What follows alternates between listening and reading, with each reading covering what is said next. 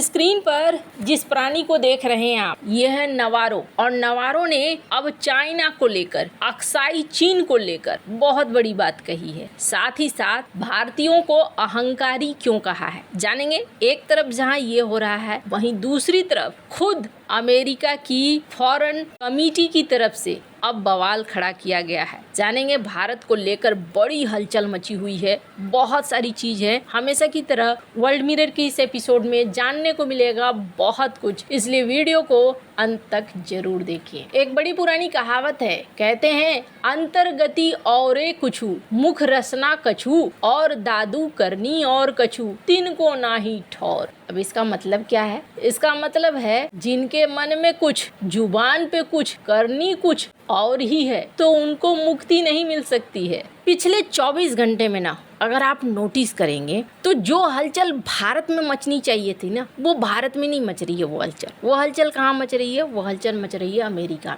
America ने tariff लगा दिया, 25 से 50 हो गए। भारत की तरफ से कोई स्टेटमेंट नहीं आया, भारत ने कोई चिल्ला चिल्ली नहीं की। भारत ने यहाँ पर नहीं कहा कि चलो भैया मीटिंग करते हैं। पीएम मोदी अपनी यात्रा पर निकलने लगे चाइना के लिए। अब जो बौखलाहट अभी अगर आप देखेंगे, आज ऐसे ऐसे लोगों के बयान आने शुरू हो गए हैं, ऐसा लग रहा है जैसे हलचल जो भारत में मचनी चाहिए वो हलचल अमेरिका में मची हुई है। एक इनकी वीडियो देखिए, 17 सेकंड की ये वीडियो है। Side with the democracies, you're getting in bed with the authoritarians.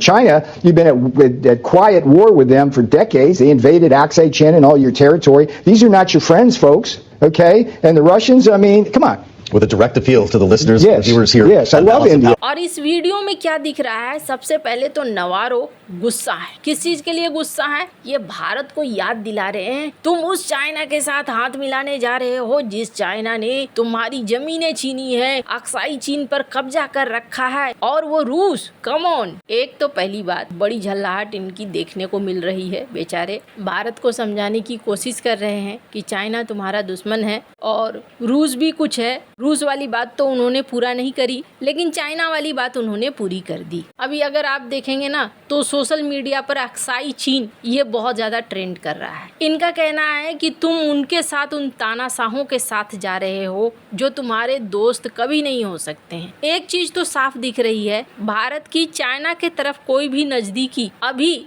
इनके सारे कार्ड को फेल करती हुई नजर आ रही है। इन्होंने सोचा कुछ और था और हो कुछ और गया। खैर, वहीं दूसरी तरफ इनका और एक बयान आया, जिस बयान में ये कहते हुए नजर आ रहे हैं, 29 सेकंड का ये बयान है। To me, Joe, is that the Indians are so arrogant about this. They say, "Oh, we don't have higher tariffs. Oh, it's our sovereignty. We can buy oil from anyone we want." India, you're the biggest democracy in the world.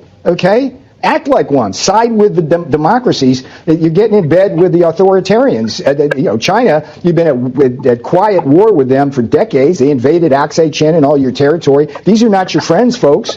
Okay? And the Russians, I mean, come on. With a direct appeal to the listeners. Yeah. इस बयान में ये कह रहे हैं, भारतीय ना इतने अहंकारी हैं इस चीज को लेकर कि वो कहते हैं कि हम जहाँ से चाहें वहाँ से तेल खरीद सकते हैं। अरे तुम दुनिया की सबसे बड़ी डेमोक्रेसी हो, एक उस डेमोक्रेसी की तरह काम करो। अब जहाँ तक बात है डेमोक्रेसी की तरह काम करने की, तो भारत तो एक लोकतंत्र की तरह काम कर ही रहा है। भारत ने अमेरिका के साथ दोस्ती भी करी, और उस अमेरिका के साथ दोस्ती करी जिसने 1971 में पाकिस्तान को साथ दिया। न सिर्फ 1971 में, उसके बाद भी कई सारे हथियार दिए, ये जानते हुए भी कि पाकिस्तान में कोई डेमोक्रेसी नहीं है और पाकिस्तान में सेना के हाथ में शासन है। वो शासन सिर्फ भारत के खिलाफ ही काम करती है, फिर भी इन्होंने मदद करना जारी रखा है। अब रही बात चाइना की, तो चाइना के साथ एक चीज है जो शुरू से समझ में आता है, और वो चीज समझ में आता है कि चाइना बदलने वाला नहीं है। चाइना जैसा है वैसा ही रहेगा। वो भी अभी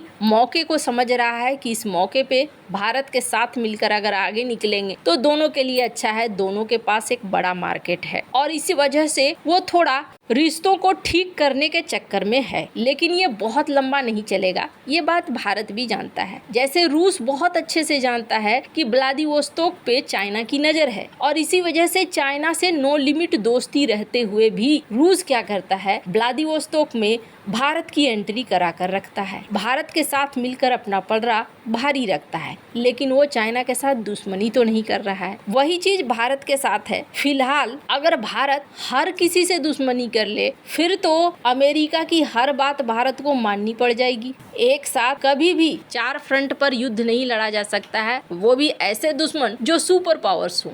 दोनों के साथ एक साथ दुश्मनी मोल लेना ठीक भी नहीं है। लेकिन हाँ, जब आप चेहरे पहचानते हो तो रणनीति बनाना आसान होता है। और अमेरिका के साथ दिक्कत क्या है, आप दोस्त रहो तो भी दिक्कत है, दुश्मन रहो तो भी दिक्कत है। लेकिन नवारो ने एक बड़ी चीज कही कि रूस यूक्रेन का युद्ध जो है ना, ये मोदी का युद्ध है। अब ये बात ना एकदम से अजीब सी बात है जो नवारो ने कह दी। It happens, of course, is Ukraine comes to us and Europe and says, give us some more money.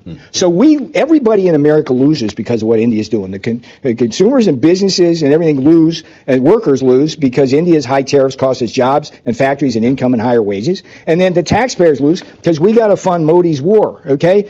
The road to peace runs at least partly right through New Delhi.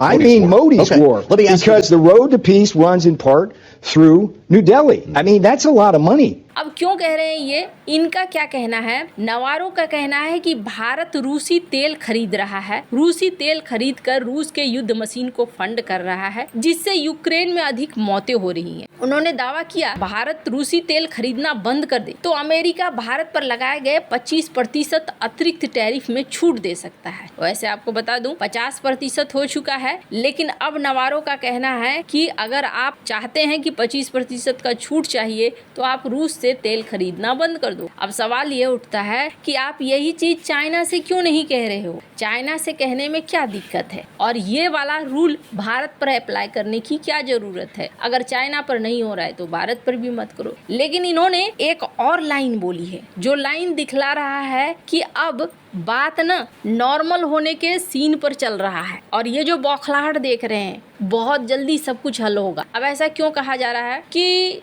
इन्होंने ये तो कहा कि भारतीय अहंकारी हैं, वो अपनी संप्रभुता का हवाला देते हैं कि हाँ जी हम तो कहीं से भी तेल खरीद लेंगे, लेकिन पीएम मोदी महान नेता हैं, भारत एक परिपक्व लोकतंत्र है, इसलिए उसी हिसाब से काम करना चाहिए। अभी तक यही देखने को मिल रहा है कि इन्होंने एक चीज को समझ लिया है, पीएम मोदी को अच्छी अच्छी बातें कहनी है और यही चीज देखने को मिला डोनाल्ड ट्रंप के भी वीडियो में, जिसमें उन्होंने कहा कि शानदार नेता हैं। अभी नवारो इतनी बौखलाहट के बावजूद ये कह रहे हैं कि पीएम मोदी एक महान नेता हैं। खैर, अब ये जो शुरू हुआ है, वैसे आपको बता दूं पीटर नवारो, इनके हाथ में इस वक्त ट्रेड की बहुत सारी चीजें हैं। व्हाइट हाउस के व्यापार और मैन्युफैक्चरिंग नीति डायरेक्टर रहे हैं और ट्रंप की अमेरिका फर्स्ट नीति के समर्थक भी रहे हैं। खैर, आपको क्या लगता है आने वाले समय में क्या होगा? कमेंट कर अपनी राय जरूर बताएं। जल्द मिलते हैं अगले वीडियो में नई खबर के साथ।